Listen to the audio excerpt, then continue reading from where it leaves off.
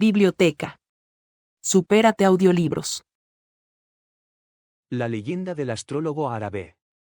Autor: Washington Irving. Hace cientos de años, en los tiempos heroicos, vivió un rey moro, Aben Abuz se llamaba, que se sentó en el trono de Granada.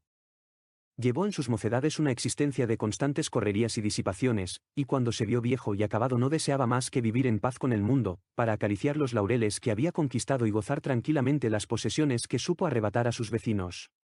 Pero ocurrió que a este débil y pacífico anciano, le salieron rivales jóvenes, príncipes ansiosos de lucha y de gloria, que le pidieron cuentas de los saqueos y pillajes con que castigó a sus padres. Además, se mostraban en rebelión contra Aben Abuz, e intentaban invadirle su capital, ciertas comarcas del territorio de su reino que el soberano había tratado con mano dura en los buenos años de su dorada juventud. El caso fue que Aben Abuz tenía enemigos por todas las fronteras de su mando, y que esos enemigos eran fuertes y estaban decididos a avasallarle, y como Granada aparece rodeada de agrestes montañas que impiden observar los movimientos de un ejército que se acerque a la ciudad, el infortunado rey se veía obligado a sostener estado continuo de vigilancia y alarma, no sabiendo de dónde iban a venirle los ataques que le amenazaban. En vano levantó atalayas en las alturas y estacionó centinelas en todos los pasos, con órdenes terminantes de encender hogueras de noche y de levantar de día humaredas apenas se aproximara un grupo extraño cualquiera.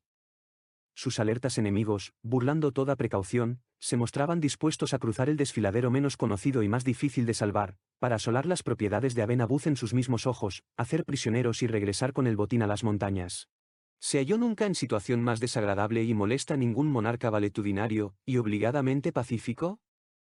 Preocupado Aben Abuz con tales inquietudes y disgustos, acertó a llegar a su corte un médico árabe, muy anciano, le llegaba la barba a la cintura, blanca como la nieve, y presentaba evidentes señales de ser de muy avanzada edad, pero no obstante el peso de los años, había hecho a pie casi todo el viaje desde Egipto, sin más ayuda que un báculo tallado en jeroglíficos. Se llamaba Ibrahim Abu Ayud y le rodeaba gran fama. De niño, Ibrahim siguió a las tropas de Amru que entraron conquistadoras en Egipto, donde se asentó y estudió las ciencias ocultas, la demonología, la hechicería, la magia particularmente entre los sacerdotes faraónicos. Se aseguraba, además, que había descubierto el secreto de prolongar la vida, con cuya virtud logró dilatar la suya de tal modo que ya pasaba de los 2 siglos, y eso que según sus propias palabras, no dio con aquel secreto, sino cuando la carga de los años le pesaba verdaderamente, razón por la cual lo único que pudo hacer fue conservar perennes las arrugas y las canas. Este hombre maravilloso fue recibido con toda solemnidad por el rey, que, al igual que la mayor parte de los monarcas que llegaban a la senectud, dispensaba favor especial a los médicos.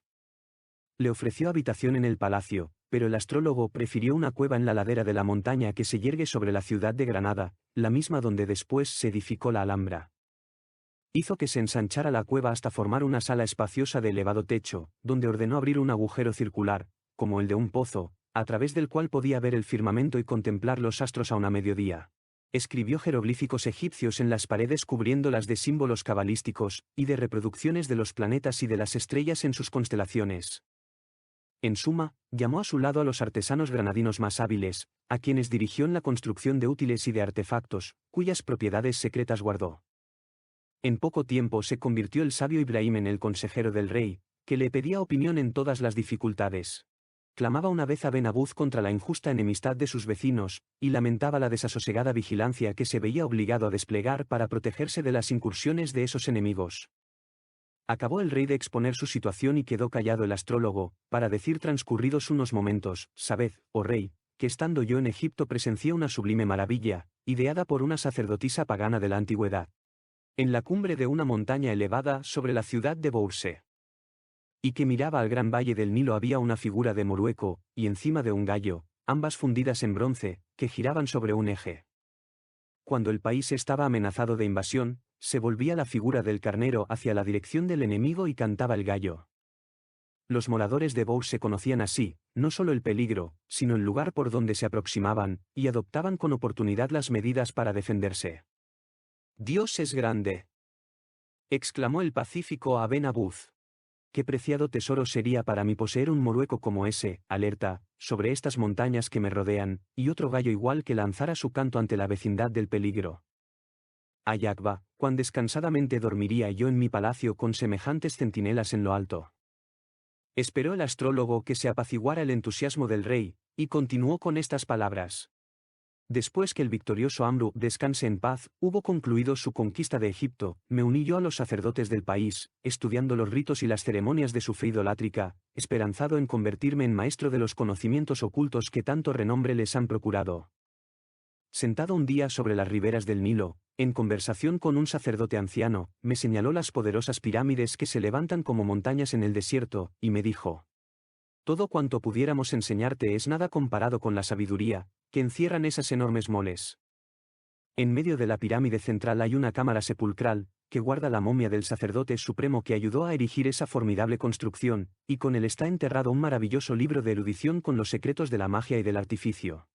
Este libro le fue entregado a Adán después de su caída, y llegó generación tras generación, a las manos del rey Salomón el sabio con cuya ayuda edificó el templo de Jerusalén. Solo aquel, conocedor de todas las cosas, sabe cómo poseyó ese libro el arquitecto de las pirámides. Ardió mi corazón en anhelos de hacerme dueño del libro cuando oí estas palabras del anciano sacerdote. Podía disponer a mi mando de muchos soldados de nuestro ejército conquistador y de los servicios de buen número de egipcios, y utilizándolos, me dediqué al empeño. Taladramos la sólida masa, y no sin trabajo fatigoso y dificilísimo quedó horadada hasta una estrecha galería que parecía paso interior y secreto. Lo penetré, y llegué a un intrincado laberinto, que me puso en el corazón de aquella pirámide, y enseguida en la cámara sepulcral donde yacía siglos y siglos la momia del gran sacerdote. Dispuesto a todo, abrí las arcas exteriores de la momia, desdoblé muchas de sus fajas y de sus vendas, y, al fin, encontré en su pecho el preciado libro. Con mano temblorosa lo cogí, y a tientas busqué la salida de la pirámide, dejando la momia en su tenebroso sepulcro esperando la resurrección en el día del juicio final. Hijo de Abu Ayub, gran viajero has sido y maravillosas cosas has visto, pero ¿de qué me vale a mí el secreto de la pirámide, ese libro de los conocimientos del sabio Salomón? Repuso Aben Abuz. Le contestó el astrólogo: oh rey, hojeando y estudiando este libro he aprendido todas las artes mágicas, y me es posible conjurar los genios para llevar a cabo mis planes. Mi saber domina el misterio del talismán de Bourse, y puedo convertir ese talismán en una de las mayores gracias.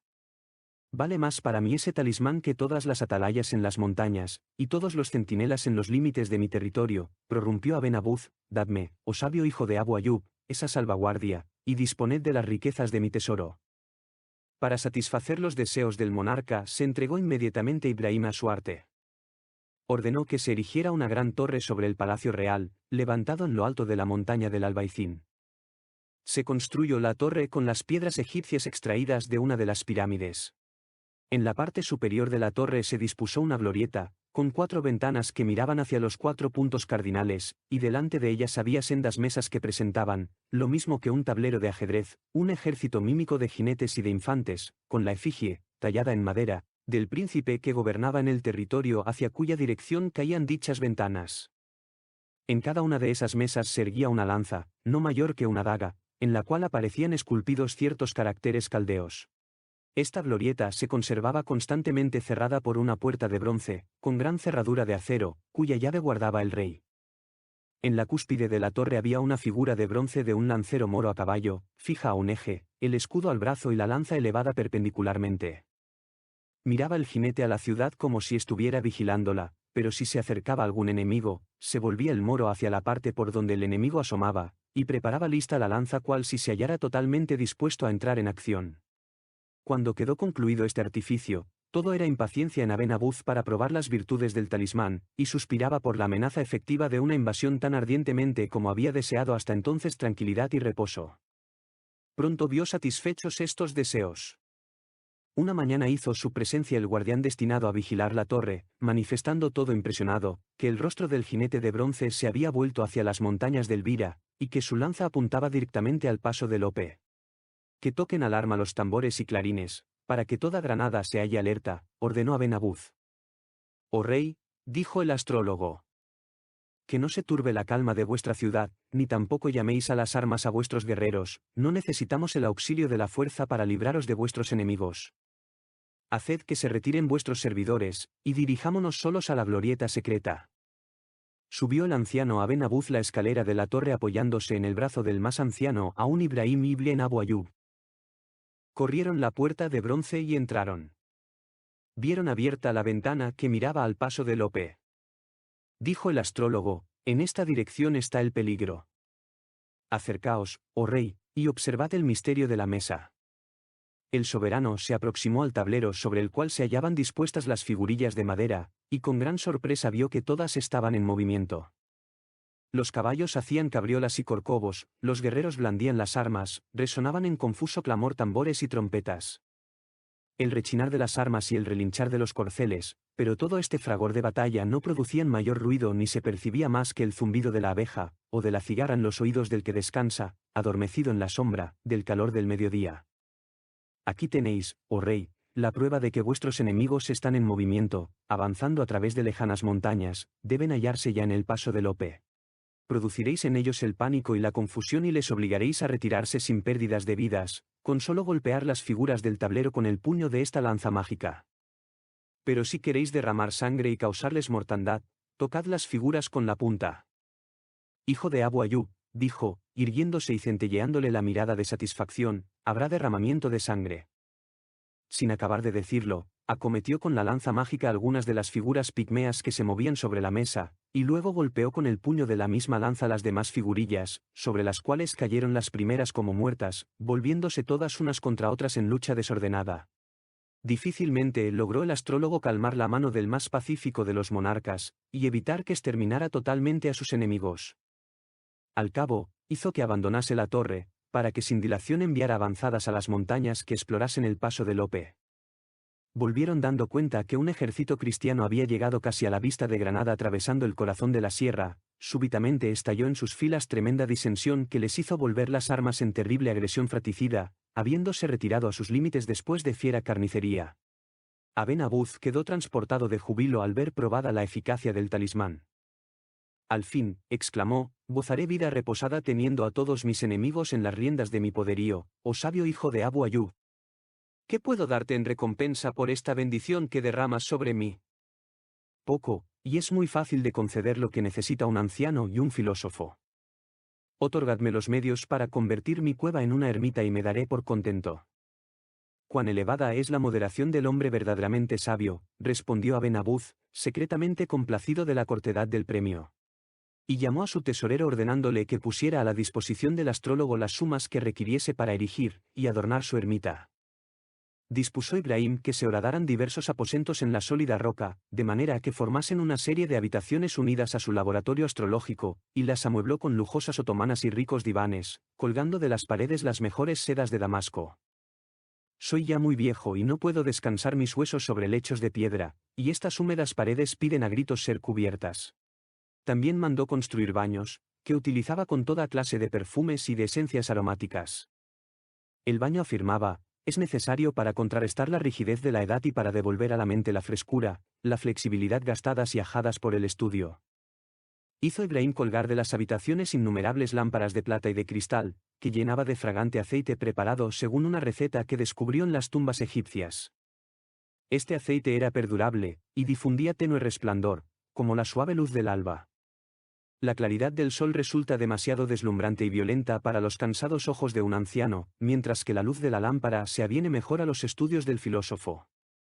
El tesorero del monarca gruñía ante las exigencias de oro que diariamente le hacía el astrólogo para su solitario retiro, y protestó ante el rey Aben Abuz, se encogió de hombros y respondió: La palabra real está dada. Tengamos paciencia.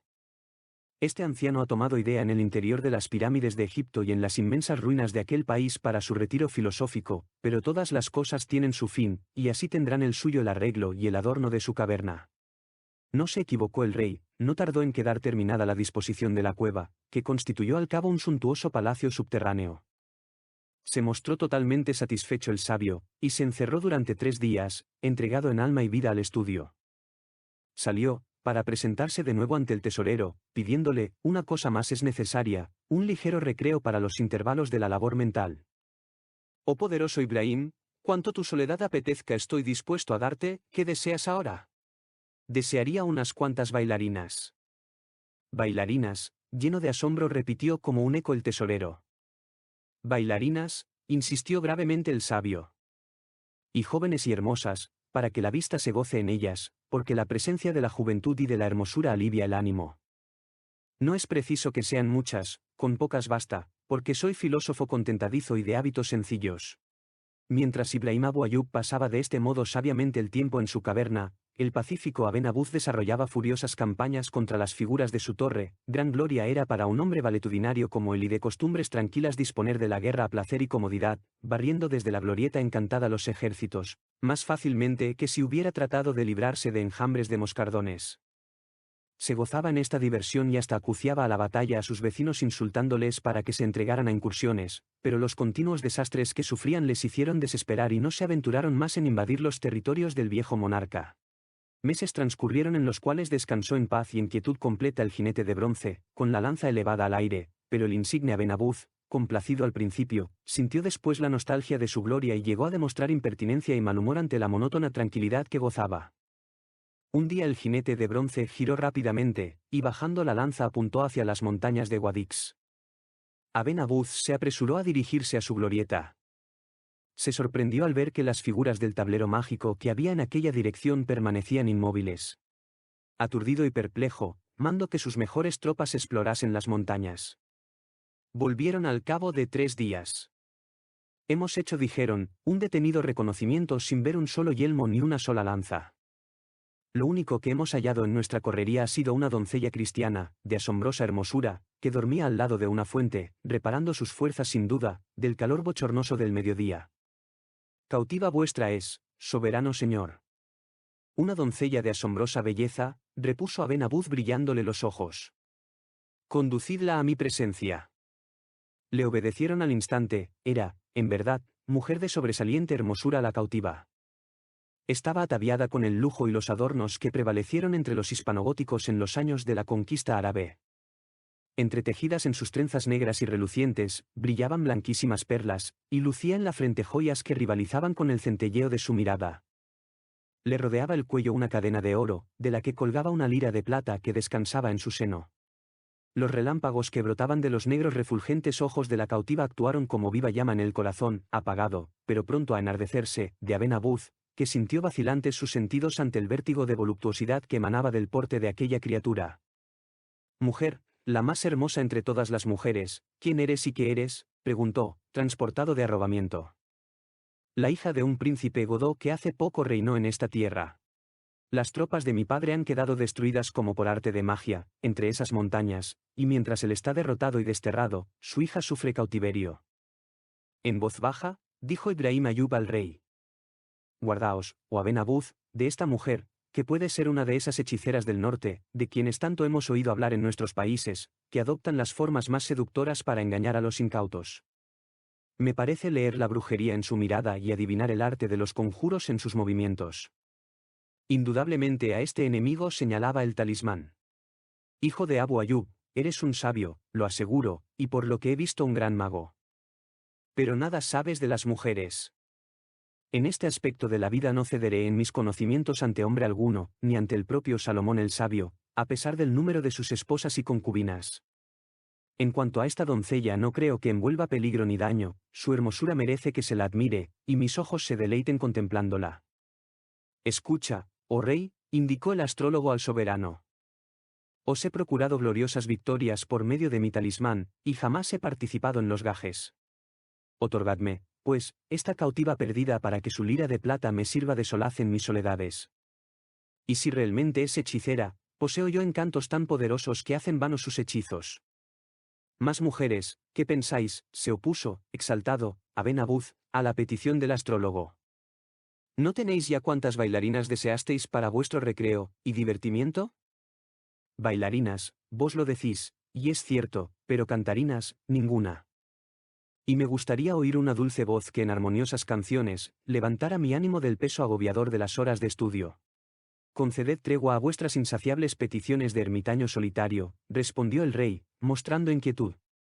Para mí he elegido esta doncella, en quien veo placer y alegría, y tanto gozo y tanto regalo como David, el padre del sabio Salomón, encontró en la amistad de Abisag la bienamada. Insistió el astrólogo alegando nuevas razones, que provocaron impaciencia y disgusto en el monarca, separándose los dos ancianos enojados y displicentes. Se encerró el sabio en su caverna, para estar a solas con la desilusión que le había ocasionado la negativa de Aben Abuz. Pero al cabo se arrepintió, quiso avisar nuevamente al soberano y aconsejarle que observara cautela y vigilancia sobre su peligrosa cautiva. ¿Pero acaso hay enamorado en la senectud que preste oídos a consejos? Aben-Abuz solo atendía al influjo de su pasión, y no perseguía otro afán que hacerse agradable a los ojos de la bella cristiana, quería compensar la juventud que no tenía con las riquezas que contaba en abundancia, y cuando un viejo se enamora es verdaderamente generoso. No hubo en el zacatín de Granada sedas riquísimas ni perfumes exquisitos, joyas valiosas ni adornos caprichosos que el monarca no desplegara pródigo en torno de la cautiva. Cuantos objetos raros y de valor llegaban de Asia y África eran para ella. Se idearon para su entretenimiento toda clase de espectáculos y diversiones, torneos, lidias de toros, canciones, bailes. Granada fue entonces la ciudad regocijada que no encontraba fin a las fiestas y las alegrías.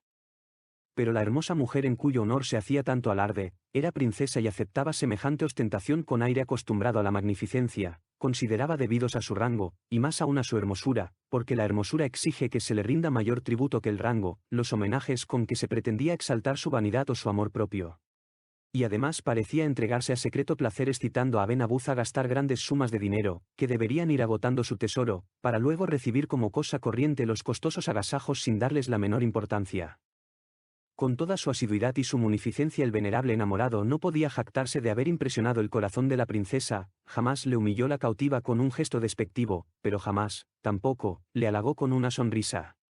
Cada vez que el rey le exponía su pasión, hacía ella sonar la lira de plata, que producía místicos encantadores arpegios, se apoderaba la indolencia del soberano, quedaba adormilado un instante, hasta que se rendía a un sueño profundo, del que despertaba vigorizado, aunque con el arrebato de pasión desaparecido. Sufría con esto su galanteo, pero acompañaban a sus letargos sueños agradables, que esclavizaban completamente los sentidos del anciano, y prefirió continuar en esos sueños a pesar de que todo Granada se burlaba de su ciego entontecimiento y censuraba duramente el oro que costaban los melodiosos acordes de una lira de plata. Se presentó inopinadamente a la seguridad del monarca un peligro, del que el talismán de la glorieta no le avisó, estalló una insurrección en su capital, y rodeó su palacio una turba armada que amenazaba su propia vida y la de su amor preciado. El corazón de Aben-Abuz latió con la fuerza de su espíritu guerrero de otros tiempos, hizo una salida al frente de un puñado de sus más leales servidores, puso a los armados en huida, y no se lo pensó para aplastar la insurrección. Restablecida la calma, llamó al astrólogo, que apuraba en su encierro la copa amarga del resentimiento. En tono conciliador le habló Abe-Abuz. Oh sabio hijo de Abu Ayub, bien hicisteis en predecirme los peligros que había de acarrearme esta hermosa cautiva, decime, ahora, vos que tan certeramente adivináis las contrariedades, ¿qué he de hacer para evitarlas? Alejad de vuestro lado la infiel cautiva, que es la causa de todo. Antes perdería mi reino, exclamó el monarca. Es que os halláis en la difícil situación de perder la cautiva, y el reino, las dos cosas. Angustiado, dijo el rey. No os mostréis inflexible ni colérico, vos, el más recóndito de los filósofos. Considerad la doble angustia de un soberano y de un enamorado, y disponed los medios de ampararme contra los males que me amenazan. No me importa la gloria, menos aún el poderío. Únicamente ambiciono la dulzura del reposo, ojalá hallara asilo aislado del mundo, de todas sus galas y pompas y de todos sus honores y cuidados, dedicado el tiempo que me quede de vida al sosiego y al amor. Le miró el astrólogo a través de sus pobladas cejas, para decirle: ¿Y qué me daréis, en cambio, si os proporciono el retiro a que aspiráis?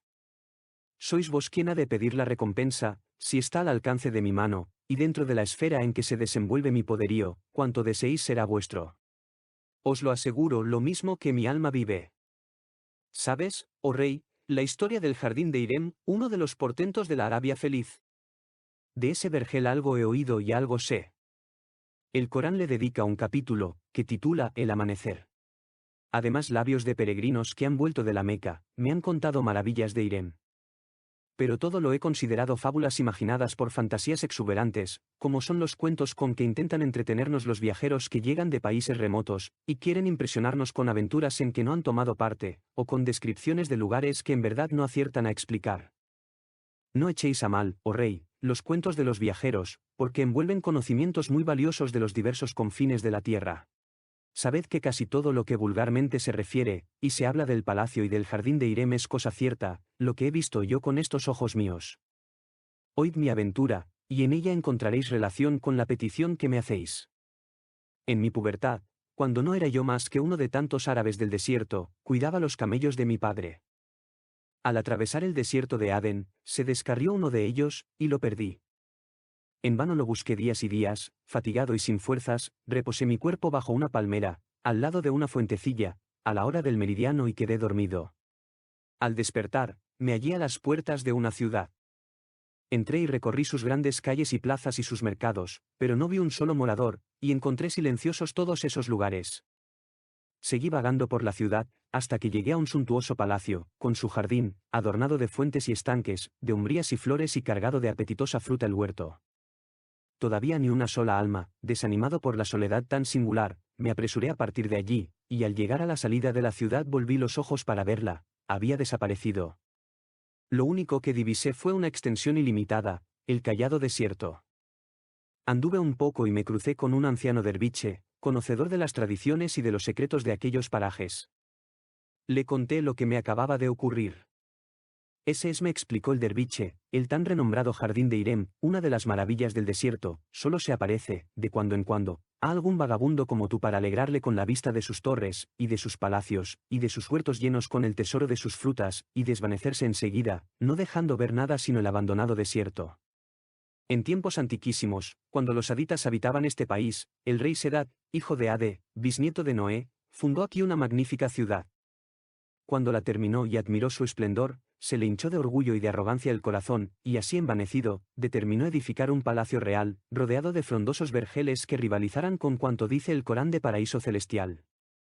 Cayó sobre su engreimiento la maldición del cielo, Sedad y todos sus súbditos fueron barridos del haz de la tierra, y puesta su espléndida ciudad con el palacio, y los jardines bajo hechizo perpetuo que los oculta de los ojos de los humanos, excepto en intervalos como la vista que tú has disfrutado, para castigo perdurable de aquella soberbia. Hizo una pausa Ibrahim, y en sosiego, pero ceremoniosamente, dijo por su parte, esta historia, oh rey, y las maravillas que vi están siempre en mi memoria. Después de muchos años, estando yo en Egipto y en posesión del libro de los conocimientos de Salomón el Sabio, determiné volver a visitar el jardín de Irem, lo encontré, revelándose en toda su magnificencia a mis ojos. Tomé posesión del palacio de Sedad y pasé varios días en su fantástico paraíso celestial. Los genios que custodian el lugar obedecieron mi poder mágico, y me descubrieron los hechizos a que ha quedado eternamente conjurado el jardín y que lo hacen invisible. Para vos puedo hacer, oh rey, otro palacio y otro jardín iguales, aquí sobre la montaña que domina la ciudad. ¿No soy dueño acaso, de los encantos ocultos? ¿No estoy en posesión del libro de la sabiduría de Salomón? Oh sabio hijo de Abu Ayub, pronunció con voz trémula por la emoción, el soberano. Eres, en verdad, un viajero y has visto y aprendido cosas maravillosas. Procura en tu erudición un paraíso semejante para mí, y pídeme en premio lo que quieras, no importa que sea la mitad de mi reino. Bien sabéis, oh rey, que soy un anciano y un filósofo que con poco se satisface. Solo os pido que se me entregue la primera bestia con su carga, que entre por el mágico portal del palacio que he de construir. Aceptó contento el soberano tan parca condición, y comenzó su tarea el astrólogo. En la cúspide de la montaña que se elevaba sobre sus aposentos subterráneos, erigió Ibrahim una gran barbacana que conducía al centro de una poderosa torre. Dispuso un pórtico exterior con un arco elevado, y dentro el umbral, guardado por macizas puertas. En la clave del dintel esculpió una llave enorme el sabio, y en la clave también del pórtico exterior, que estaba más alta que aquella, grabó una mano gigantesca, poderosos talismanes los dos símbolos, ante los cuales pronunció frases y sentencias en lengua desconocida. Cuando quedó terminado este vestíbulo, se encerró en su gabinete astrológico, entregado a encantamientos ocultos. Salió al tercer día para subir a la montaña, y en la cima estuvo, hasta que a hora bien avanzada de la noche, descendió, dirigiéndose a la presencia de Aben Abuz, a quien dijo: Al fin, oh rey, he terminado mi labor. Sobre el ápice de la montaña, se yergue uno de los palacios más deleitosos ideados por la fantasía humana, y que mejor puede halagar los latidos del corazón, encierra suntuosos salones y galerías, vergeles primorosos, fuentes de purísima agua, baños fragantes. Toda la montaña, en una palabra, ha quedado convertida en paraíso, y lo mismo que el jardín de Irem, lo protege un encanto poderoso y eficaz que lo esconde de la mirada, y de la ambición de los mortales excepto de los que poseen el secreto de sus maravillosos talismanes. Gracias y mercedes, contestó, regocijado en triunfo, Aben Abuz. Con la luz del alba subiremos al palacio y nos posesionaremos de él. El afortunado monarca apenas durmió aquella noche. No había asomado los rayos solares por la blanca cumbre de Sierra Nevada, y ya montaba Ben Abuz su corcel, acompañándole contados de su séquito, elegidos expresamente por él, ascendiendo la estrecha pendiente que llevaba a lo más alto. A su lado derecho, sobre blanco palafrén, montaba la princesa Goda, engalanada de joyas y colgando de su cuello la lira de plata. El astrólogo iba al costado izquierdo del soberano, a pie, porque nunca cabalgó, apoyando los pasos en el báculo labrado de jeroglíficos. Aben Abuz mostraba ansias, que no lograba satisfacer, de ver el refulgente palacio, y las primorosas umbrías de sus jardines extendiéndose a lo largo de las alturas, nada vislumbraba su afán. Le dijo el astrólogo una pregunta. Ese es precisamente el misterio, y esa es la salvaguardia del lugar, no divisarlo hasta que, cruzada su hechizada puerta, nos haya puesto en posesión del palacio. Cuando estaban ya en el pórtico, se detuvo Ibrahim y señaló al rey la mano y la llave esculpidas en el arco. Estos son, recalcó, los talismanes que guardan la entrada de nuestro paraíso, hasta que la mano no alcance la llave, y de ella se apodere, no habrá poder terrenal ni artificio mágico que prevalezca contra el señor de esta montaña. Mientras Aben Abuz contemplaba embobado y maravillado los dos talismanes emblemáticos, fue adelantando el palafrén de la princesa cristiana, que cruzó el pórtico y la adentró en los umbrales. Exclamó todo jubiloso y radiante, el astrólogo: «Oh, la recompensa que me tenéis prometida, el aquí, la primera bestia con su carga que ha traspasado la mágica puerta». Sonrió Aben Abuz ante lo que creía ironía del venerable sabio, pero al verle anhelante por el premio, le dominó una cólera tal que se le erizaron las barbas. Dijo, en tono duro: «Hijo de Abu Ayub, ¿qué pretendes? ¿Comprendes de sobra el significado de mi promesa? La primera bestia de carga que penetrara por ese portal. Hazte dueño de la mula más recia de mis establos, cárgala con lo más preciado de mi tesoro, y cruce ese pórtico, tuya será, con cuanto lleve, pero no te atrevas a elevar tus aspiraciones hasta la mujer que es la alegría de mi corazón». «¿Para qué quiero yo las riquezas?», clamó desdeñosamente el astrólogo. «¿Es que no soy dueño del libro de la erudición de Salomón el sabio, y por él tengo a mi disposición los más escondidos tesoros de la tierra? Dada esta vuestra real palabra, por derecho me pertenece la princesa cristiana, y como mía la reclamo». Miró altivamente la cautiva desde su palafrén, dibujando sus sonrosados labios una sonrisa desdeñosa ante la ardiente disputa que empeñaba aquella delirante senectud por la posesión de la gracia y de la belleza juveniles. Perdió toda prudencia el monarca, que rugió colérico: «Hijo vil y ruin del desierto, podrás dominar el encanto de muchos artificios, pero no mi poderío, no intentes burlar a tu señor y a tu rey». «Mi señor, mi rey», repuso, mofándose, el astrólogo.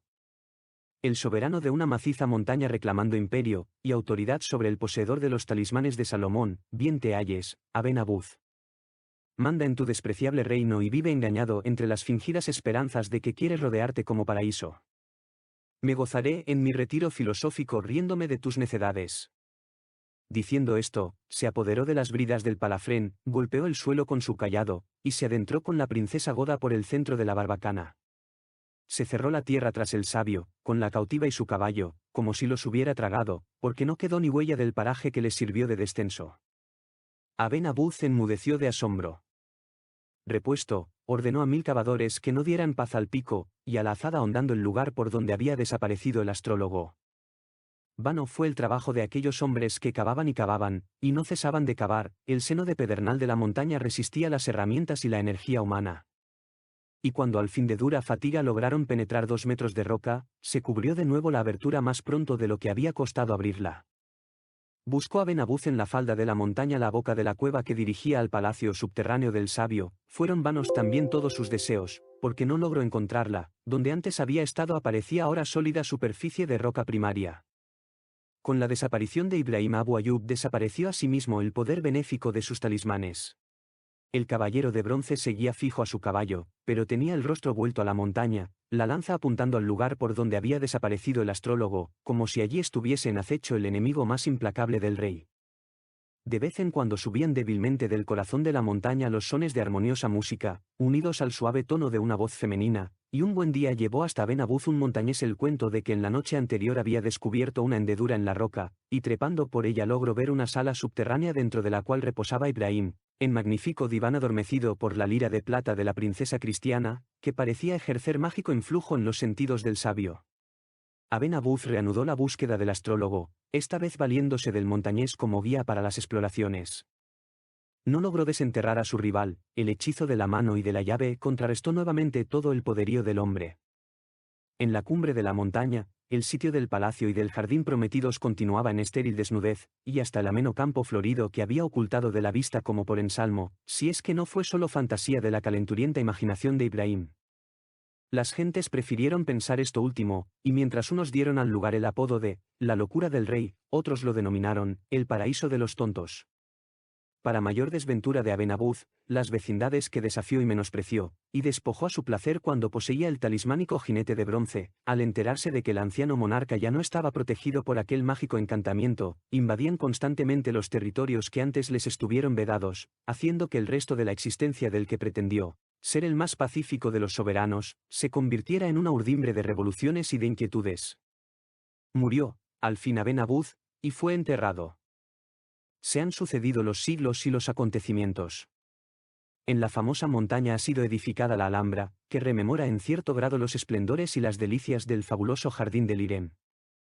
Se levanta aún en toda su integridad, completa, la hechizada puerta, protegida sin duda por la mano y por la llave misteriosas, y es hoy la puerta de la justicia, que sirve de entrada principal al castillo.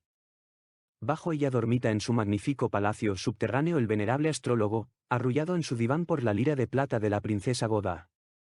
Los achacosos centinelas inválidos que allí montan guardia, oyen a veces estas melodías en las claras y serenas noches estivales, y rindiéndose a su fuerza ensoñadora, cabecean en sus puestos. Tan somnífero es el ambiente del lugar que no se libran de la indolencia los que vigilan de día esta parte del castillo, a quienes puede verse adormecidos en los bancos de piedra o bajo los árboles. En realidad, no sería exagerado decir que esta es la fortaleza militar que más invita al sopor del mundo. Esto durará, así lo afirma la leyenda, centuria tras centuria. La princesa de la hermosura sin par será cautiva eterna del astrólogo, y el astrólogo estará encadenado a la argentada lira de la princesa y por sus dones adormecido, hoy, y mañana, y siempre, hasta que la simbólica mano empuñe la fatal llave y se desvanezca, entonces todo el encanto de la hechizada montaña. Un saludo y mucha fuerza.